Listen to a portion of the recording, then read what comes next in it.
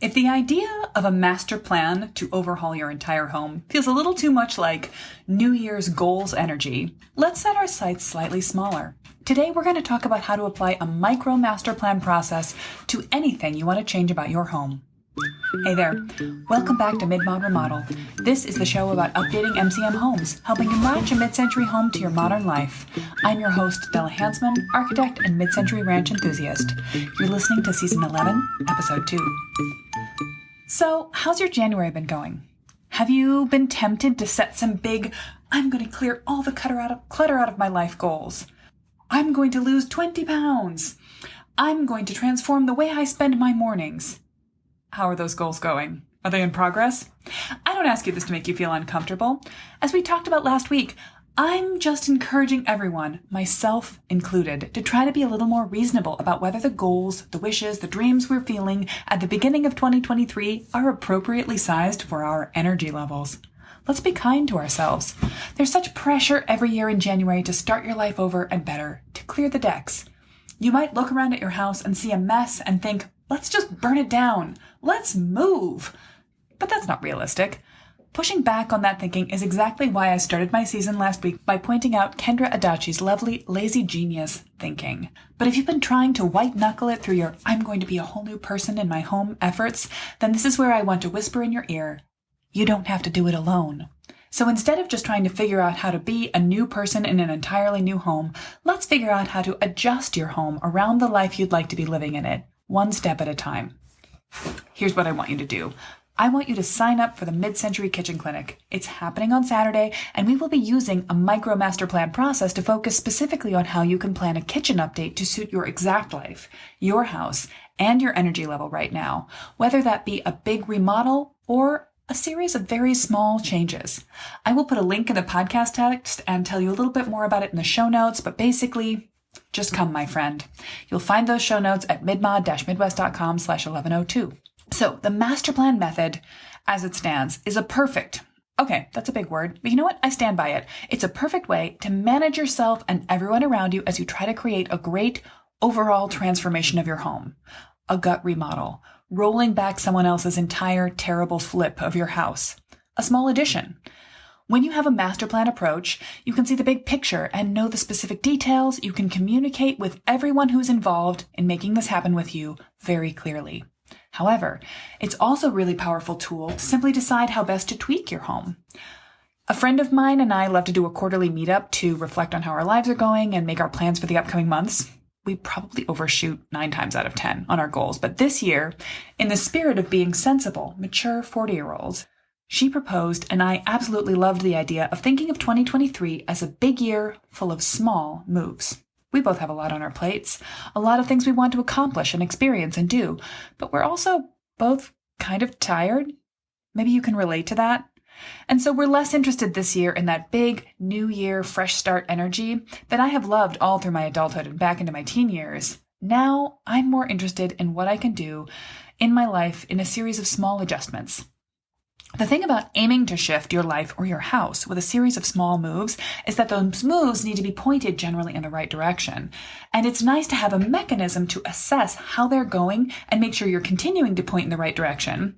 And if not, adjust the adjustments. Tweak the small moves so you can end up taking your life, your house, in the right place. And that's where the master plan method, large or small, is your kind and loving best friend to check in with you every couple of months as you go through. So, going through the steps of a master plan method, no matter how big or how small the area you want to address is, how grandiose or how subtle are the changes you want to make, the steps are still your friend. Today's topic is the perfect warm-up to this weekend's kitchen clinic. We will be applying that mini master plan method to the kitchen and the surrounding spaces. And today I want to talk about how to use that master plan method, that philosophy, at any scale. So first, the original recipe. I created the master plan methodology for myself in order to help my clients plan their entire home remodels. And that's really what it was originally meant for, to dream about what my clients wanted their entire life and their home to be and identify the parts of their homes that were working for them and the parts that weren't. To discover everything they and I needed to know about the house, from the history of the first people who had it built, to what's holding it up, to if there was extra moisture in the bathroom that needed to be dealt with, everything large and small. to distill a style guide for the entire house very purposefully from the start that was in clear communication between me and the client, and then allowed them to communicate clearly with anyone that was going to help them make those changes, to make consistent, easy decisions for all of the products and finishes through the whole process, and to draft layout options, really to give them the options that would allow them to think outside the box they'd been in, to see new solutions for their homes, and to have a fun, creative process doing it. All of that comes together in the develop process, and developing is really where they continue to work on their plans as they meet reality, continue to pull everything together.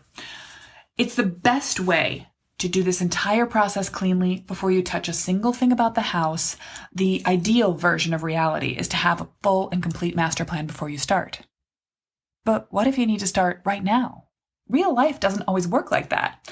Just last week on the monthly Ready to Remodel office hours call, we had 2 separate urgent design questions by 2 different new homeowners who don't have time to make an entire master plan before they have to make some adjustments to help their home suit their life. So tell me if this sounds familiar. You might have moved into your new house and immediately hated the color of something that the previous owner had chosen. Now, I do not recommend you live in a house that's a color you hate as long as it takes you to pull together an entire master plan.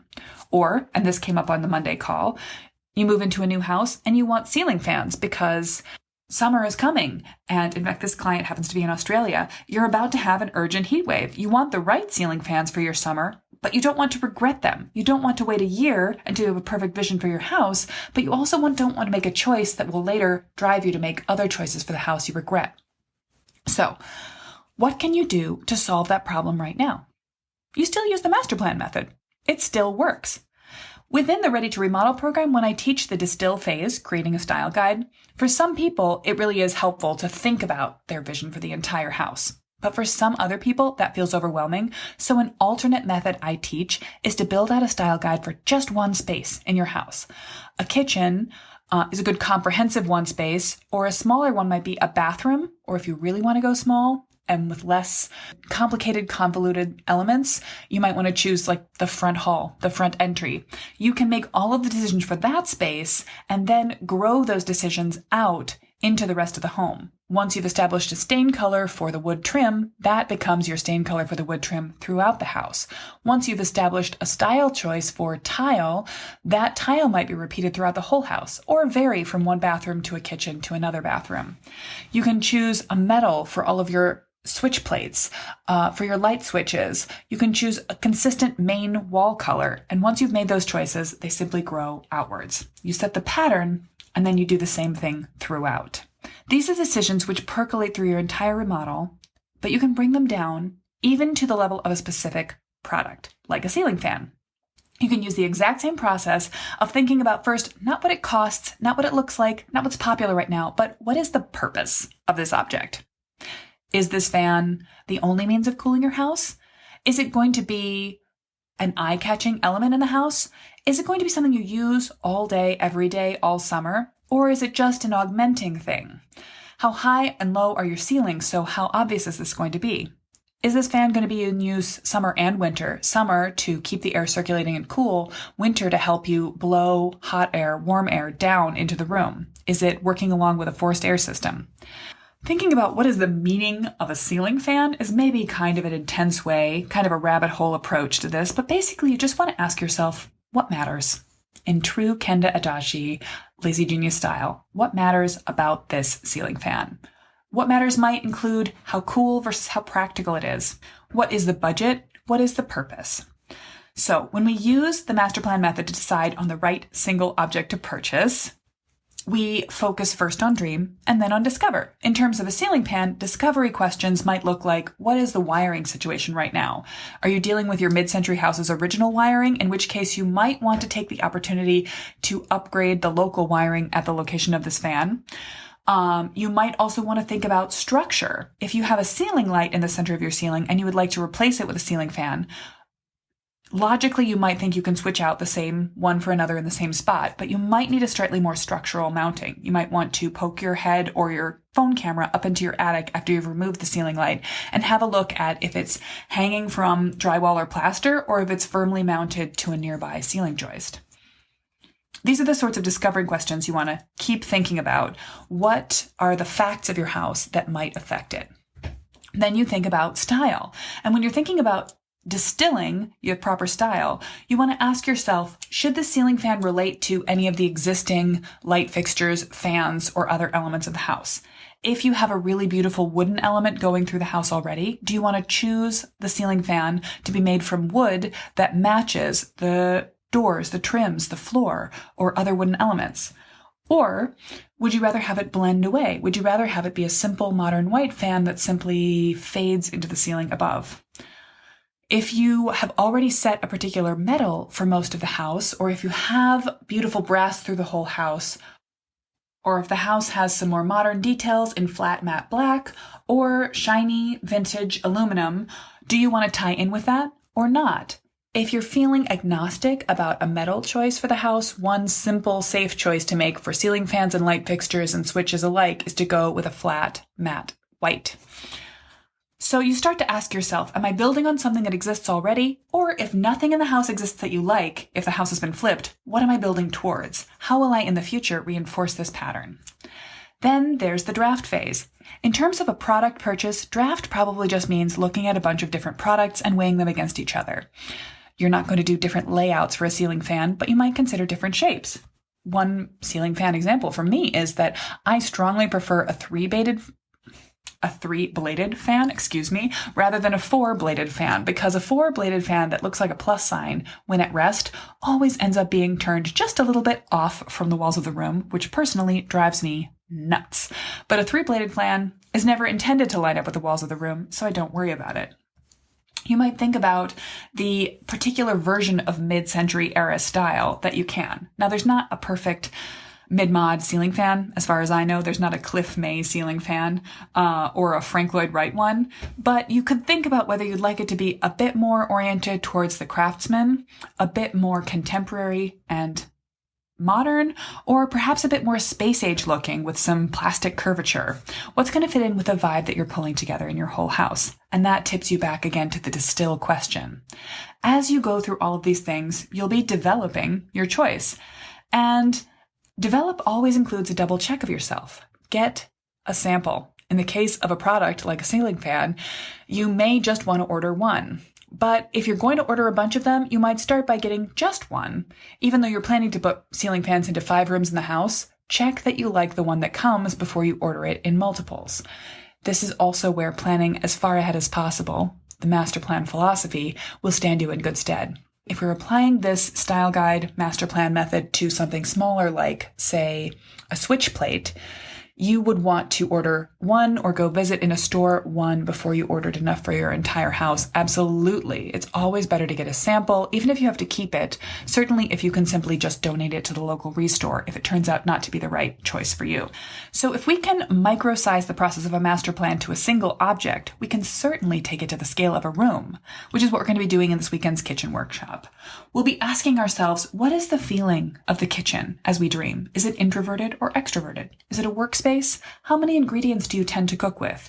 Are you a microwave the pizza person or a cook everything from scratch person? Does one person cook in your house or does the entire family cook together? One size does not fit all.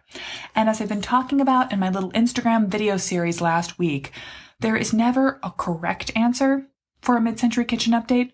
There's the right answer for you, for your house, for your family. As we talk about the discovery phase for your kitchen, we'll talk about the necessary dimensions to know, code questions to answer, structure and other details of your kitchen to be aware of, and I'll share with you a list of relevant experts you might want to consult locally if you feel unsure about any of those things. We'll talk about the key elements of your kitchen style guide, and as I've already said in this episode, if you plan the details of your kitchen correctly, a good kitchen update done right sets the tone for your entire home. When we talk about drafting, I'm going to be showing you countless examples of kitchen layouts that are very common in the mid-century era a number of L-shaped, U-shaped, galley, straight line kitchens, and how we have provided options for past clients, and how I've seen past students in the Ready to Remodel program come up with great solutions for their house. All of this will get you going, thinking about great solutions for your own kitchen.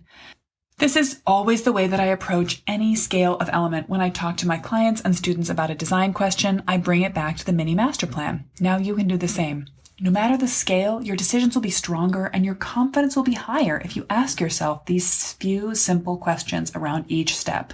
Dream, discover, distill, draft, and develop. For a guided tour of this process, sign up and then show up for the live kitchen clinic on Saturday. I'll take you through all the specific questions you might want to ask yourself about planning the perfect kitchen for your family and your home. By the end of the workshop, you'll be a veritable popcorn popper of good ideas for tuning your kitchen to fit the life you want to lead in it.